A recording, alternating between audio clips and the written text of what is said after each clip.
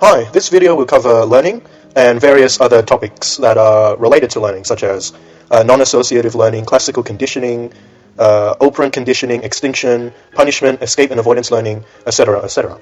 Okay, to begin with, what is learning? Learning is about how we acquire and change behavior.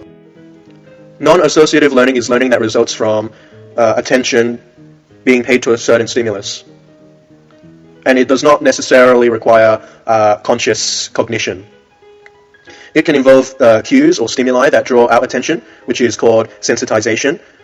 Or if a certain stimuli is deemed unimportant, we learn to ignore it, which is called habituation. This habituation is the undoing of habituation, or recovery from it. So yeah, as stated before, it's to do with noticing it and ignoring, where one needs to notice important events, but learn to ignore events that occur repeatedly and doesn't really mean something important for the organism. Another important concept is sensory adaptation, which is the tendency of sensory receptors to fatigue and stop responding to the stimuli, to no longer be sensitive to it. It is a physical bottom-up process. For example, if you enter into a dark cinema theater, your eyes will eventually adapt to it. To elaborate on the idea of sensitization, it is an increase in the strength of elicited behavior that may result from repeated presentation of the same stimulus. For example, parents never desensitize to babies' cries. Habituation and sensitization are studied using the startled and orienting reflex or response. And habituation depends on the intensity of the stimulus and biological significance of it. Leighton in 1976 experimented the startle response in rats. Using a pressure plate sensor, light and a tone were added in their experiment. When the stimuli were shown every 3 seconds, this habituated faster than when it was shown every day, which implies that the short-term rapid habituation occurred, which was faster than long-term. This shows that there were 2 different processes that were taking place. Dual process sensitization is thought to be a companion process to habituation, or as in the opposite effect of sensitization is habituation. The introduction of unexpected stimuli from another sense modality triggers habituation, or triggers sensitization, but then eventually brings about habituation. As sensitization increases, habituation decreases, becoming a subtractive process. Associative learning, on the other hand, is where one learns to associate a stimulus with another. Classical conditioning is the process by which the previously neutral stimulus elicits a conditioned response. Neutral stimuli doesn't elicit any response naturally from the organism, hence being neutral. An unconditioned stimulus occurs naturally for the organism, such as, for example, all animals need to eat food. These unconditioned stimuli elicit unconditioned responses. So in this case of eating food, they would elicit salivation. After several pairings, the neutral stimulus becomes a conditioned stimulus, CS, and this provokes the conditioned response, the CR. There are 2 different classes of US. Appetitive US, which is automatically eliciting approach response such as eating, drinking, for example, and these responses give satisfaction and pleasure. Aversive US, such as an electric shock, for example, is, well, usually painful and elicits avoidance and escape responses. Appetitive classical conditioning is slower and requires greater number of acquisition trials. Aversive conditioning, on the other hand, is very quick for the sake of avoiding aversive US. In the case of aversive US, emotional CRs, i.e. fear, they emerge first, and then eventually this is followed by more specialized and adaptive motor, such as, for example, running, jumping, just trying to get away from the stimulus that is aversive. Processes in classical conditioning include stimulus generalization, which is a tendency to respond to stimuli that are similar but not identical to a conditioned stimulus. The transfer of training is where one is able to apply knowledge gained in one situation to that of a similar one. Stimulus discrimination is the learning ability to respond differently to similar stimuli, to pick the real deal from the lookalikes, as they say. Situations when the conditioned stimuli are substituted for the unconditioned stimuli include higher order conditioning, which is conditioning stimulus that can support greater levels of conditioning. So, for example, an electric can opener is paired with food for a cat, then the cabinet of a door is paired with the can opener. Eventually, the cabinet door would elicit salivation from the cat. That's an example of higher order conditioning. Sensory preconditioning, on the other hand, is when a cat will salivate to the squeaky door, if this has happened before, and that the CR conditioned response occurs before the unconditioned stimuli, which is shown. But only a few pairings are required. If it is presented too many times without food, the cat will start to habituate, and this brings about latent inhibition, which becomes irrelevant to the organism. Sign tracking, also known as auto-shaping, is when signs or stimuli have acquired associative strength by being paired with food through processes of classical conditioning. An example of this is when a pigeon tracks a light sign and pecks at it as if it was food. Instinctive drift, also a part of sign tracking, is when creatures perform operant tasks but end up producing a classical response. An example of this is when raccoons learn to place coins into a certain area and they get a reward. afterwards, treating the coin as if it was food itself. Preparatory response theory is when we elicit a behavior in anticipation for something to occur. An example of this is that insulin is pumped out prior by our pancreas when we are about to eat something. Another example of this is blinking when a tone is presented before an air puff, because, well, we're reacting in anticipation to something that is about to happen. Anticipation and preparation, as opposed to a conditioned stimuli, is simply substituted for the unconditioned stimuli. So whenever you hear, for example, a tone going off, you'll immediately blink because you're expecting a puff of air to blow into your eye. Anyway, operant process theory of emotion was proposed by Solomon in 1980 and stated that emotional responses have equal and opposite reactions. This helps to account for drug addiction, withdrawal, etc. Eventually, a build-up of tolerance occurs for the drug due to operant processes, then requiring more of the substance for the same effect. Hence, junkies and alcoholics, they need to take more of the substance in order to get the same hit, because they've developed tolerance to it. Latent inhibition, which was mentioned before, is when a CS is pre-exposed, and this loses the capacity for the CR to come about. CS is not good at predicting the US, or the unconditioned stimuli, since it hasn't predicted anything of value. Thus, in a way, latent inhibition is kind of saying that nothing is really being taken away from it that is important. CS becomes associated with the context, but if we introduce novel stimuli or context, this can dishabituate the latent inhibition. External inhibition is when one introduces a novel stimuli that inhibits the latent inhibition. So it means you pay attention to a stimulus of interest. That's basically what it means. Conditioned inhibition is when the CS signals the absence of otherwise expected unconditioned stimuli to learn that the US would be absent. For example, a light bulb inhibits the tendency to salivate, since it is shown to a dog who associates light with no food. This learning is faster if using an explicit cue, such as a light bulb, compared to nothing at all. There are ways to find out whether the classical conditioning is excitatory or inhibitory. One of these ways to test is summation, or the process of assessing combined effects of the excitatory CS and inhibitory CS in determining whether inhibitory properties are present. Ultimately, we want to see whether it can reduce the total excitatory strength of another CS. Another test is the retardation test, which is an inhibitory stimulus is retarded, becoming excitatory conditioned stimuli when it previously predicts no conditioned stimuli. Limitations to classical conditioning include overshadowing, which is conditioning with a compound CS to simultaneously present two CS's together, such as, for example, a light and a metronome. In this case, overshadowing is based on saliency, because the light is more salient than the metronome. Blocking is another limitation, which was discovered by Kamen, and is when the light and the conditioned stimuli was learned before the metronome CS. After both are tested, they are shown individually, and the light blocks conditioning to the metronome. In essence, the more predictable a CS is, blocking will take place, preventing another novel stimulus to become paired. Timing is important in classical conditioning because it predicts the onset of a certain event behavior. We must also consider the type of relationship, like whether it's excitatory, which is the extent to which a stimulus will cause a response from the organism, or inhibitory, in which an absence of a response would occur. So in an excitatory relationship, excitement occurs before the onset of a US, and in an inhibitory relationship, the inhibition of excitement occurs. Types of temporal pairings include simultaneous conditioning, which is where the CS and the unconditioned stimulus are presented and terminated together. Delayed conditioning, or CS, is where CS is presented. It is left for a while before the presentation of a US and terminates the CS and US together. This is the most effective way of learning in classical conditioning. Trace conditioning, on the other hand, is where CS begins and ends before US is presented.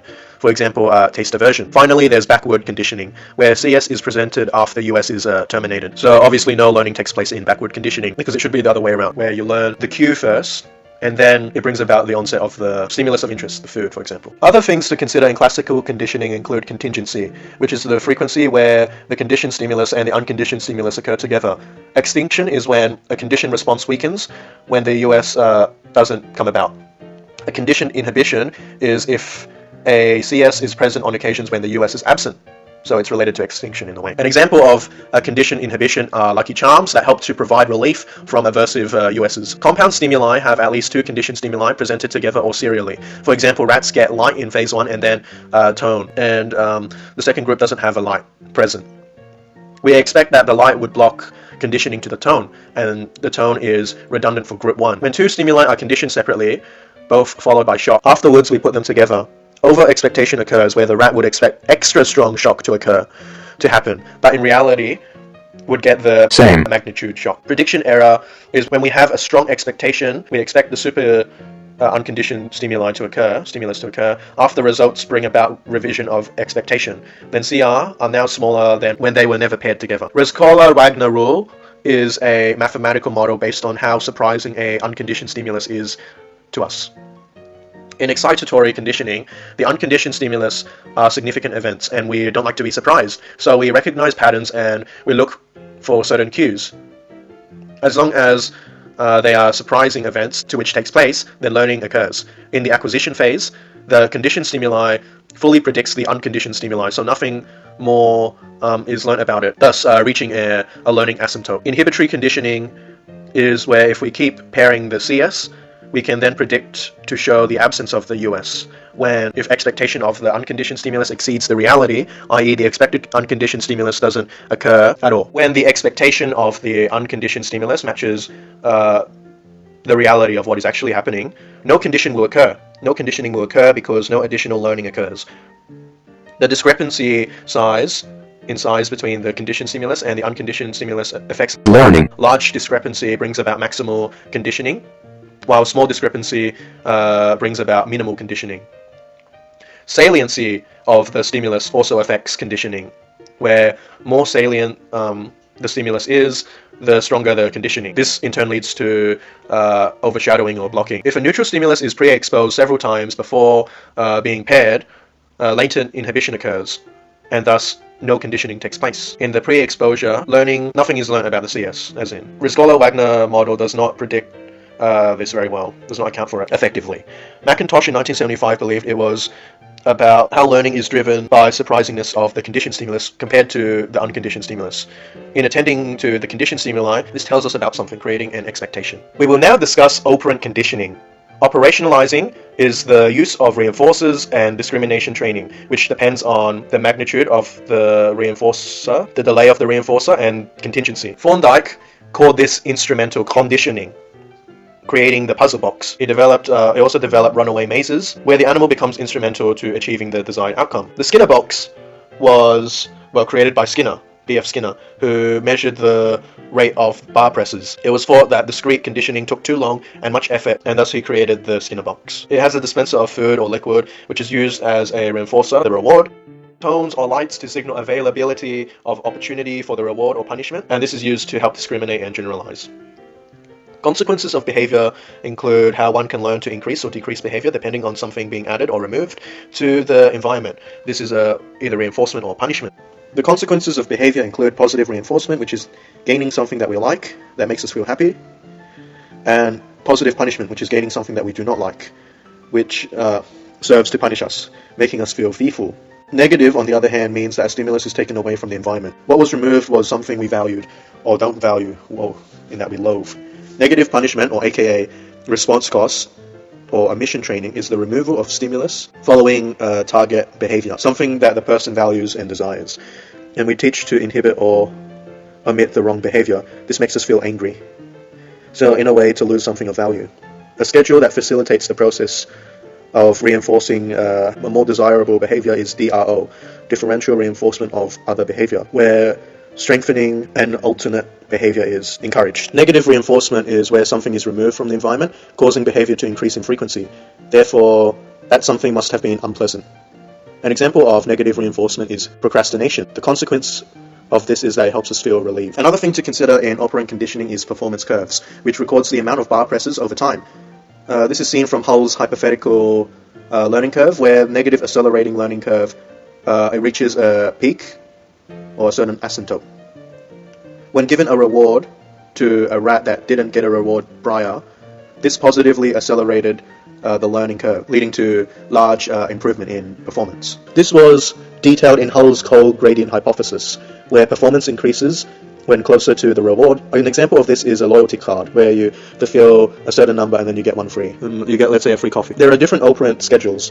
There is the continuous schedule, where behavior is followed by consequences each time it occurs, and this is excellent for getting new behavior started. Behavior stops quickly when reinforcement stops. This is the schedule of choice for punishment and timeout. Fitting intermittent reinforcement. There are two methods to help stretch out this continuous schedule, since, as stated before, behavior stops very quickly after this form of reinforcement stops. The first method is to gradually increase the response ratio, or the frequency of responses, and the second method is to increase, let's say, the duration of the time interval between responses and the reinforcer. Providing instructions such as rules, directions, and signs to communicate the schedule of reinforcement is also considered here. There are 4 partial schedules, which are used because they are more resistant to extinction compared to continuous schedules. These include fixed ratio schedules, which receive reinforcement, then brief post-reinforcement pause. It has a low resistance to extinction, unfortunately. Another thing to consider in fixed ratio schedules are ratio strains, which is where if there's too much response for little reward, eventually the organism would just be frustrated and avoid doing that behavior that it was encouraged to do.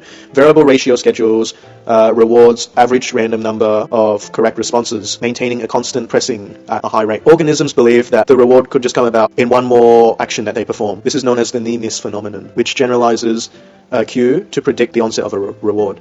This has a high resistance to extinction, and for example, poker machines, individuals get very excited, anticipating winning a jackpot, and thus they get the reward in the form of a burst of dopamine. Fixed interval schedules have low behavior followed by some activity, which produces the lowest rate of activity. And then there's variable interval, which is steady. Now, in variable interval, one isn't sure when the reward is going to come about.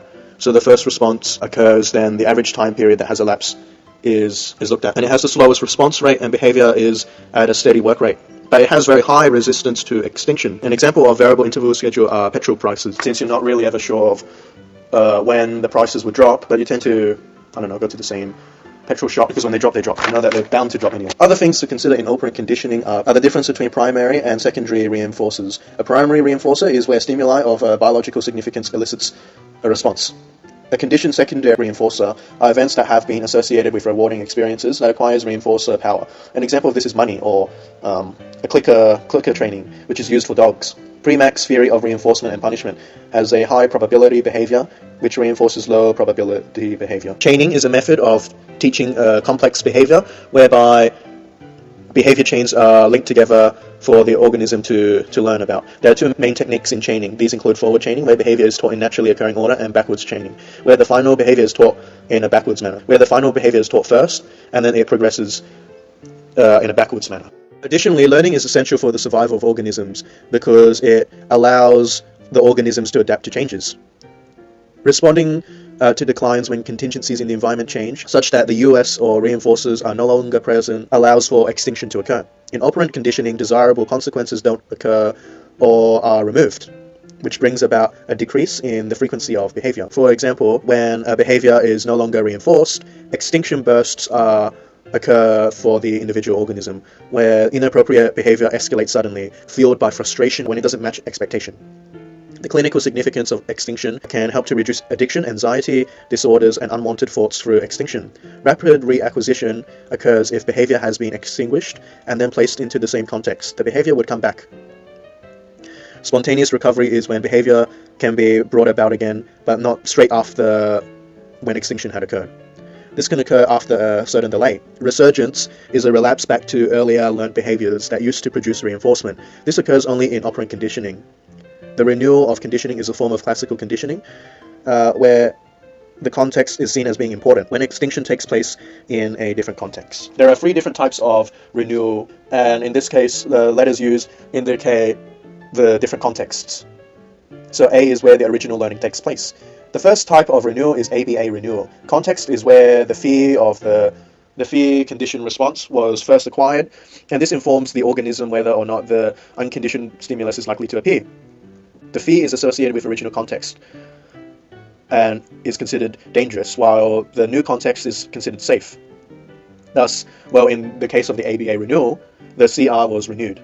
ABC renewal, on the other hand, is the second type of renewal, where context C informs the animal or informs the organism whether the US is likely to appear. Extinction is context specific, showing that the unconditioned stimulus is likely to appear. Going into a novel context produces a conditioned response again. So initial fear is acquired and is not actually context specific, but rather it generalizes. AAB renewal is when acquired and extinguished in context A, the unconditioned stimulus becomes renewed in context B, and thus the fear gets generalized. The significance of renewal shows how original learning is never erased and can always come back, and also that it shows that learning, as in renewal, in learning can be either generalized or context-specific. Reinstatement is specific to context, where the signaled US occurs. Conditioned stimuli are not shown, but only later the conditioned stimulus is shown, fear becomes reinstated. Why does extinction depend on the context of where original learning took place? Nelson believed that this depended on the second thing that was learned. In this case, the second thing that was learned was the context. Learning in one context and then another context, and then in another context. This helped to resolve any ambiguity, showing a different context, thus helped to make learning easier. Finally, avoidance learning is important to consider because it is an escape from punishment, where organisms learn how to never come across the same aversive stimulus again. They include, as in there's two different types of avoidance learning, which includes active avoidance, whereby safety is achieved by doing something in avoidance, and passive avoidance, where safety is achieved by doing nothing in punishment, to avoid the problem by doing nothing. Negative punishment is preferred by the offender, because you can only take something away, while punishment leads to greater anxiety. How should punishment be delivered to maximize effectiveness? Well, there are three things to consider, which includes celerity, or how quickly the thing is delivered, severity, and certainty. Certainty is the most important, because the one that receives the punishment has to know that it will get punished every time it performs the undesired behavior, thus learning to suppress that behavior. The problem with severity is that it can habituate. In celerity, we do not want a large delay, because we want to punish as soon as possible when the bad behavior occurs. Escape versus avoidance. Escape involves actually running away from the harmful stimulus while enduring the harmful stimulus. Avoidance, on the other hand, doesn't actually always receive harmful stimulus, but it does manage to escape it successfully without experiencing the harmful stimulus. Conditioned stimuli have the importance of serving as a warning cue of when the unconditioned stimulus would appear. Two-process theory of avoidance states that 1. Conditioning of fear to the warning signals of conditioned stimuli occur, and number 2. The instrumental reinforcement of the avoidance response by termination of the warning signal and consequent fear reduction happens. The theory explains avoidance behavior but doesn't account for expectation. Acquired drive studies support the theory, since conditioned stimuli can drive and amplify an avoidance response. Conditioned fear by a shock and light occur in a Skinner box, and then a light is turned on in the shuffle box. We can see that avoidance response would occur if the link is made between the light and the shock, thus bringing about an acquired drive and escape in light. The problem with two-factor theory, as stated before, is the issue of expectation in the form of fearlessness, despite having a diminished avoidance response being highly resistant to extinction. That is because the organism has developed an expectation that certain aversive stimuli would occur. Learned helplessness is another important idea, whereby resignation syndrome, where one has a traumatic withdrawal syndrome, such as a child feels hopelessness in the face of inescapable stress, occurs. There's also species-specific defense response, or SSDR, which is a context where the context determines which response will be selected. Hierarchy of responses depends on how close danger is. An example of SSDR is that it is much harder to teach a rat to stop pressing a bar than it is much easier to teach a rat to just run away to avoid the aversive stimulus, like a shock. Thanks for watching.